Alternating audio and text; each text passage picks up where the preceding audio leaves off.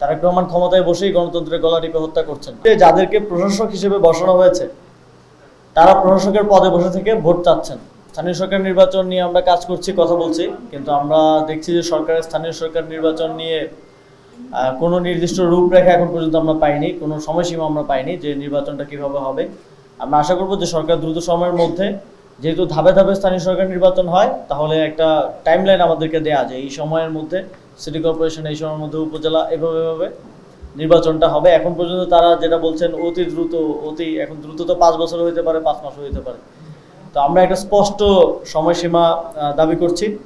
আমরা দেখছি যে যাদেরকে প্রশাসক হিসেবে বসানো হয়েছে তারা প্রশাসকের পদে বসে থেকে ভোট চাচ্ছেন, এবং সিটি কর্পোরেশনের প্রশাসকের কাজ নগরকে পরিষ্কার পরিচ্ছন্ন রাখা, কিন্তু তারা পোস্টার দিয়ে পুরো নগরের সকল দেয়াল ভরে ফেলেছেন।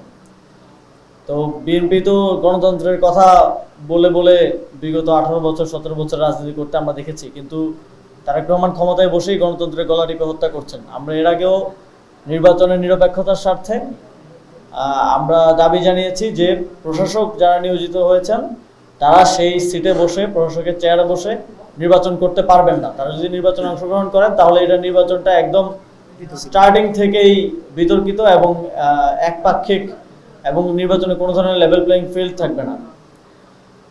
আমরা দেখছি যে দেশে হামের যেই প্রকোপ সেটা দিনকে দিন বেড়েই যাচ্ছে।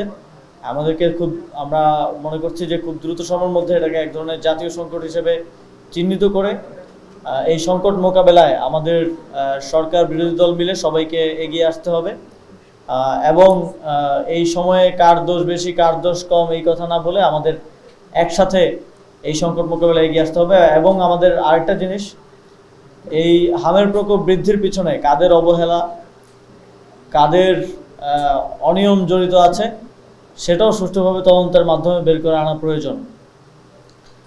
আমরা দেখছি যে দেশে আইন শৃঙ্খলার পরিস্থিতির অবনতি হচ্ছে। আমরা বিগত অন্তর্বর্তী সরকারের সময় বারবার শুনেছি যে নির্বাচিত সরকার আসলে সব সমস্যার সমাধান হয়ে যাবে, আইন শৃঙ্খলা পরিস্থিতি অনেক উন্নত হবে। আমরা বর্তমান সরকার আসার পর স্বরাষ্ট্রমন্ত্রী থেকে বারবার শুনি যে কোনো মব চলবে না, আইন শৃঙ্খলা পরিস্থিতি খুব ভালো আছে, কিন্তু মাঠের পরিস্থিতি ভিন্ন। জনগণের নিরাপত্তা এক ধরনের শঙ্কা তৈরি হয়েছে, এবং আমরা বিভিন্ন ধরনের আইন শৃঙ্খলার পরিস্থিতি যে ব্যাহত হচ্ছে সেটার বিভিন্ন ইনস্ট্যান্স আমরা সারা দেশে দেখতে পাচ্ছি।